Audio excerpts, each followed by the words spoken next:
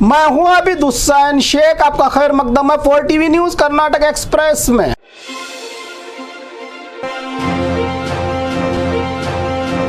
राज्य के law and order पर कोई खतरा ना हो, पुलिस हो जाए हाई अलर्ट, सीएम का संदेश। कल होने वाले राम मंदिर उद्घाटन के चलते समाज के शांत माहौल को बिगाड़कर भाईचारे के रिश्तों को बदनाम करने वाले समाज घातक ताकतों को किसी भी तरह का मौका न देने, झूठी खबर फैलाकर मासूम लोगों को उकसाने, भड़काऊ भाषण करने वालों पर कड़ी से कड़ी कार्रवाई करने और गलत अफवाहों पर ध्यान न देकर कानून व्यवस्था को बरकरार रखने के लिए कड़ी नजर और हाई अलर्ट होकर पुलिस विभाग को हर तरह से तैयार रहें। जो भी नेता भड़काने की कोशिश कर रहे हैं, इन पर नजर रखी गई है। हर हाल में कानून व्यवस्था को बचाने की खुली आजादी दी गई है पुलिस विभाग को, कहा सीएम ने अपने ट्विटर अकाउंट पर जारी एक संदेश में।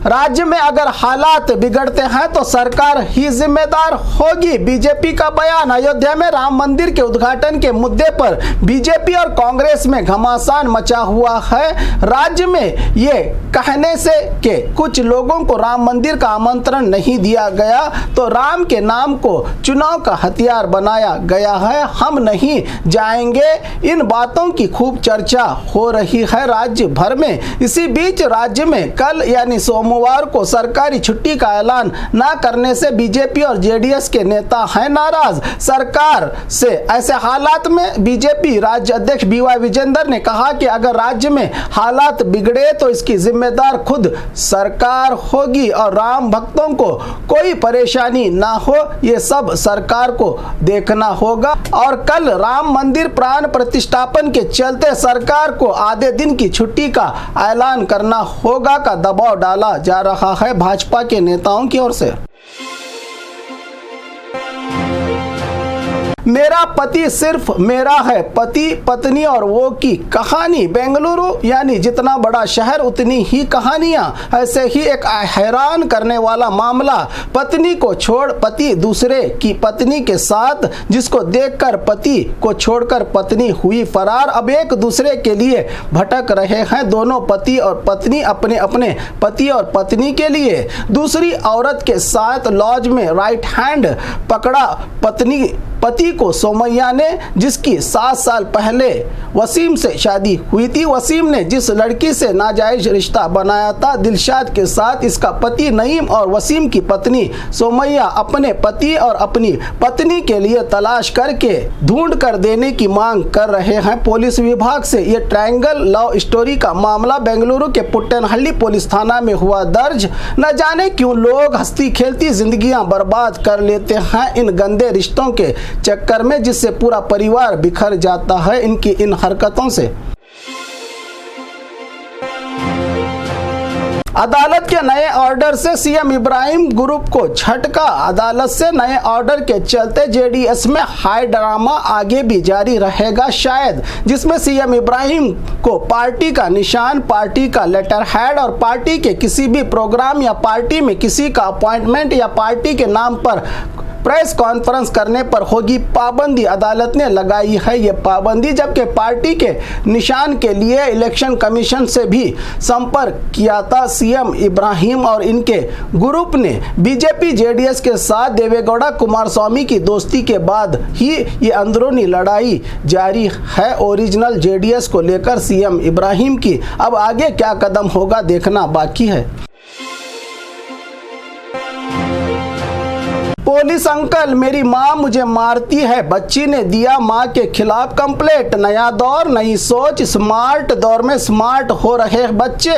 पुलिस कंट्रोल रूम को फोन आने के बाद पुलिस हैरान, जिसमें एक बच्ची ने मां की शिकायत करते हुए कहा कि पुलिस अंकल मेरी मां मुझे बेवजह मारती है, अब मैं चुप बैठी हूं, इसको कुछ समझाओ। अंकल का फोन बेंगलुरु के नंदी लेआउट पुलिस थाना को आया तो मैं लंगेरी के इलाके से बात कर रही हूँ, मेरे पिता बाहर गए हुए हैं, मेरी माँ मुझे बेवजह मारती है, आप इसको कुछ समझाओ, कहा बच्ची ने। इस नन्ही सी बच्ची के फोन का वीडियो अब खूब वायरल हो रहा है सोशल मीडिया पर।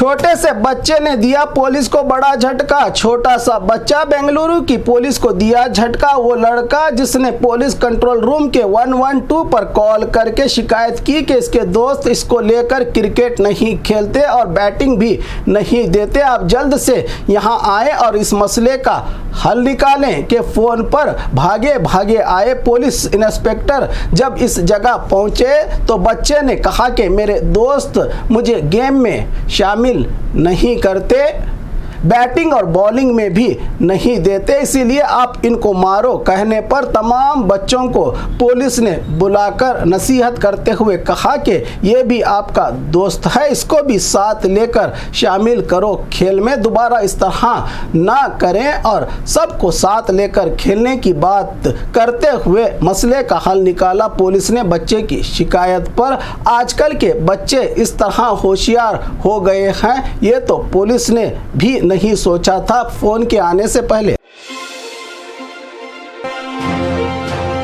पीएसआई एग्जाम सेंटर्स पर धारा 144 लागू। 23 जनवरी होने वाले पीएसआई एग्जाम्स के तमाम सेंटर्स पर हाई सिक्योरिटी और धारा 144 लागू किया है। Bengaluru police commissioner B Dayanand ने पिछले घोटालों को देखते हुए इस बार बेंगलुरु में ही होने वाले 117 एग्जाम सेंटर्स के आसपास 144 सेक्शन जारी करके 200 मीटर के इलाके में बाहर से आने वालों पर कड़ी पाबंदी का ऐलान किया है। 545 पीएसआई भर्ती एग्जाम में इस बार कोई गड़बड़ी ना हो, कहा पुलिस कमिश्नर बी दयानंद ने।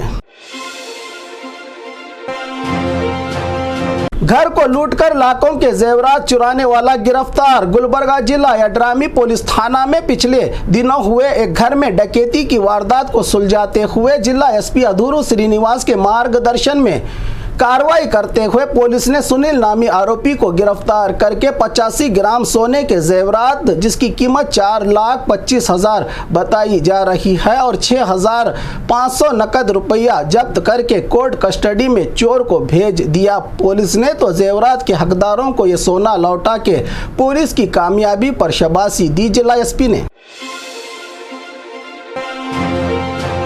मेरे नाम में शिवा और सीएम के नाम में राम है, डिप्टी सीएम का बयान। कल क्या राम मंदिर उद्घाटन के चलते राज्य में सरकार छुट्टी का करेगी ऐलान के सवाल पर deputy CM DK Shivakumar ने कहा कि मेरे नाम में शिव और सीएम के नाम में राम है, हम जानते हैं कि हमें क्या काम करना है, हम पर किसी का दबाव नहीं चलेगा, हमारा धर्म हमारी आस्था भगवान के लिए हो, भगवान के नाम पर प्रचार के लिए नहीं, राजनीति में धर्म होना चाहिए, धर्म में राजनीति ना हो, कहा डीके शिव कुमार ने।